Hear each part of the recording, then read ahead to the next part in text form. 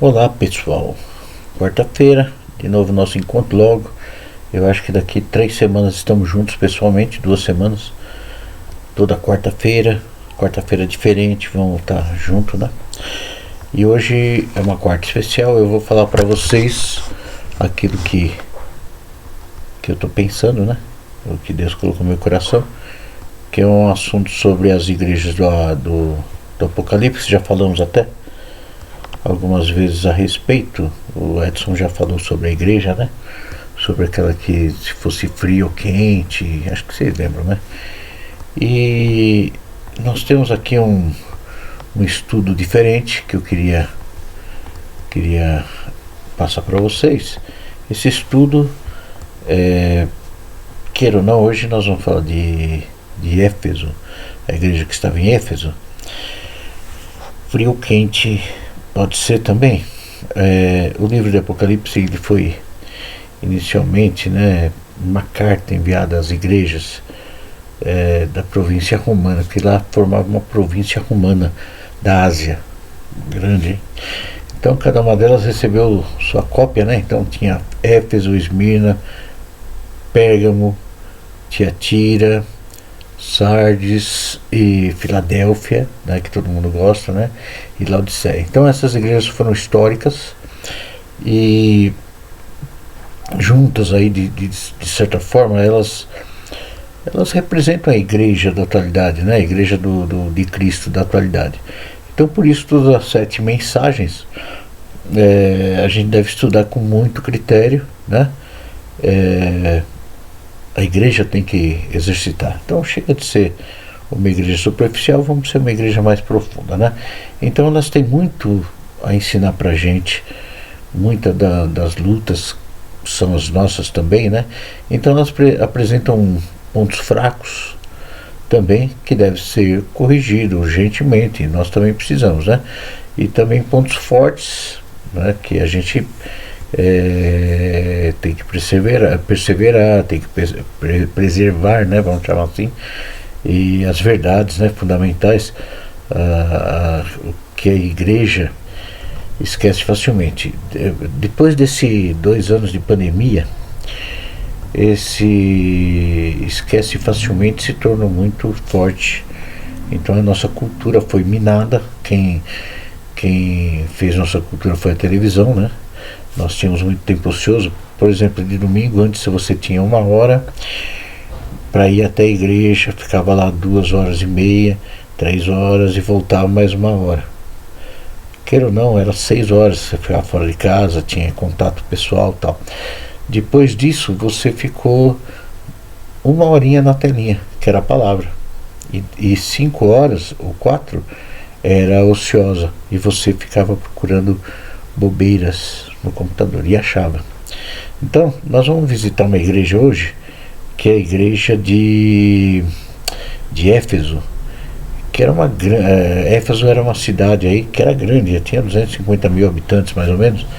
Era um centro comercial, religioso, né? E lá tinha um templo que é da deusa Artemis, ou Diana, ou Jezabel, ou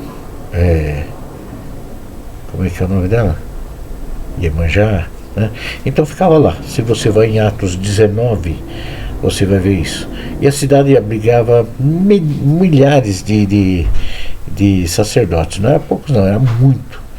Era muito sacerdote, sacerdotisa, como hoje no Brasil aí tem pastores, clérigos aí total, né? Então tinha muitas coisas aí espalhadas por essas cidades, né? E nessas cidades existiam umas coisas estranhas, que era as prostitutas cultuais. Não sei se vocês já ouviram falar. Ela tem desde Gênesis 30, acho que falava, e Primeira Reis falou, Segunda Reis também falou.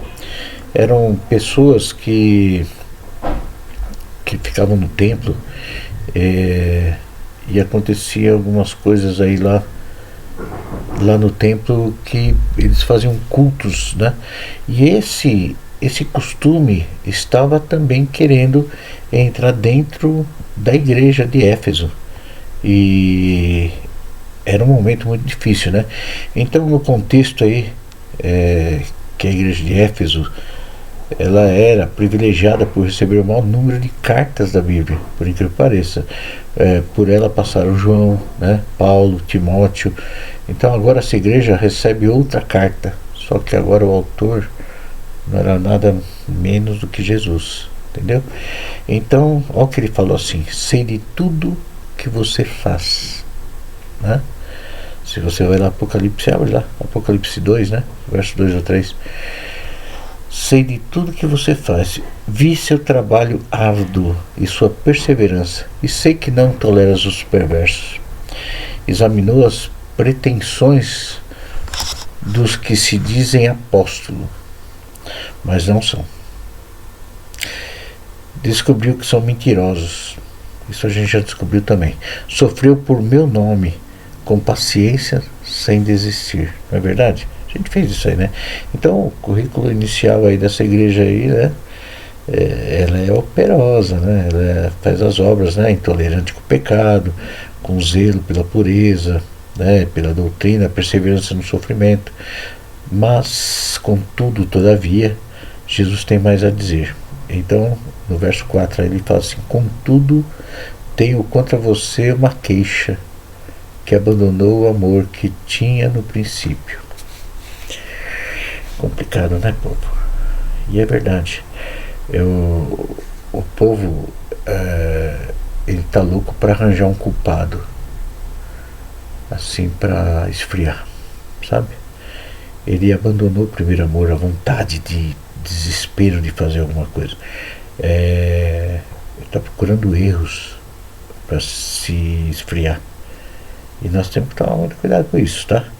Então, uma igreja que era intolerante com o pecado, como a nossa, com a agenda cheia de programação e evento aí e tal, mas em algum momento nós caímos aí numa rotina de trabalho, né? Com culto, que a pessoa não está ligada no culto racional, ela está ligada em pensar, olhar falhas, defeitos, eu não sei como falar isso, né? E a gente vai se afastando da devoção. Quando a gente se afasta da devoção é um problema, né?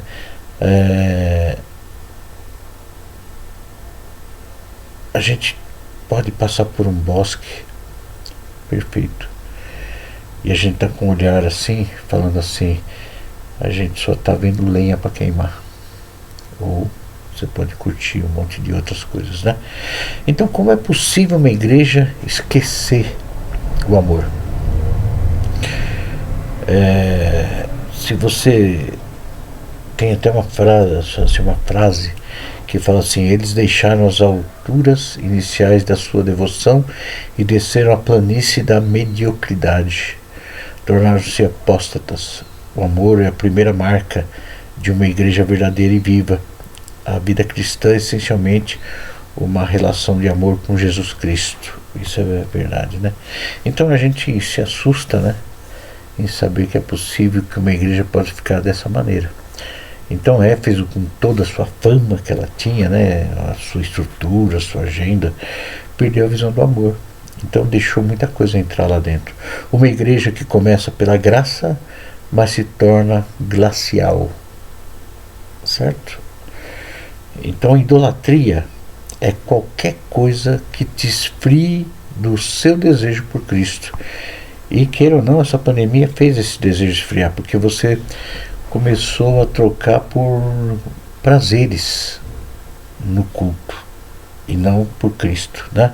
Então, para Cristo, os critérios de avaliação de uma igreja bem sucedida, igreja não é parede, não é aquilo, mas somos nós, né? São diferentes dos critérios de Deus para nós, hein? O tamanho não é documento aqui, a agenda cheia também não, né? A união também não quer dizer nada, mas veja até onde você caiu. Apocalipse 2, verso 5. Veja até onde você caiu. Arrependa-se e volta a praticar as obras que no início praticava. Do contrário, virei até você e tirarei o seu candelabro de seu lugar entre as igrejas. Então eu estou dando um aviso para você voltar ao primeiro amor, porque senão você vai ser arrancado do candelabro. Aquele lugar que são 7, você não vai estar mais lá, porque vai ter outra no lugar. A igreja de Éfeso tem muito a nos ensinar, hein? Pô, vejamos alguns aspectos aí, né? O lado positivo, vai. Ela luta contra as heresias, a gente também luta, né? Você também luta. Como os irmãos aí de Éfeso, nós vamos ficar atentos aos falsos mestres, como a gente sempre fica, né? Falsos ensinos. Será que você fica? Dentro e fora da igreja, né? Devemos aprender a zelar pela nossa, vamos dizer assim, ortodoxia, seria a palavra certa? Quando uma pessoa ortodoxa é aquela que preserva o início, né? O início, nós queremos preservar o início, tá? Então o lado negativo que pode pegar, né? Ela nos mostra a importância do nosso amor para com Deus, dos nossos irmãos, como um relacionamento marido e mulher, em Efésios 5, 21 a 33, e que nos vai dizer que amamos a Deus quando Ele tem tão pouca prioridade na nossa vida. Vamos comparar uma coisa assim. Às vezes tem muita gente que casou casar. A gente cuidou de muito casamento aí, eu estou pegando no pé sobre casamento de alguma forma, mas você vai me entender.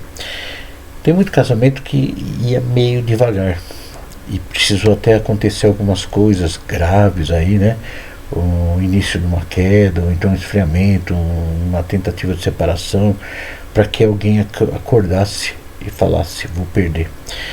E aí eu chegava para as pessoas e falava assim: poxa, você tem que ver que você foi moldado pelo pecado. Você precisa voltar a ser como você era. Lembra quando você casou? O amor que você tinha, a paixão, a determinação. E por que apagou? Porque não, por você. Foi tua culpa. Então, se você apagou, né, você não vai ter. Se você apagou, você não vai ter. O relacionamento com Cristo é pior que o casamento, é mais sério. Pior que eu falo no sentido mais sério. É mais amplo. Você vai ter que entender essas coisas. Você tem que fazer de tudo. Não sou eu, não é o pastor que conduz a igreja. Você é a igreja, o templo. Você tem que ser ardente com Cristo. O que é ardente com Cristo? Você tem que buscar, você tem que ajudar a se envolver.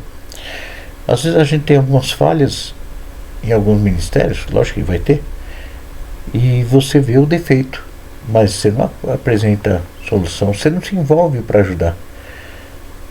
Você pode se queixar que o púlpito está feio, mas você não se envolve para fazer algo. Você pode falar que o chão está, mas você não contribui para melhorar, né? Então o envolvimento agora vai ter que ser maciço. Eu sei que quem ouve de quarta-feira a palavra são 60.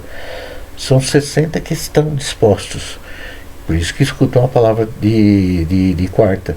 Mas cadê aquele primeiro amor que você tinha? Eu não mudei, não. De jeito nenhum, já falei várias vezes.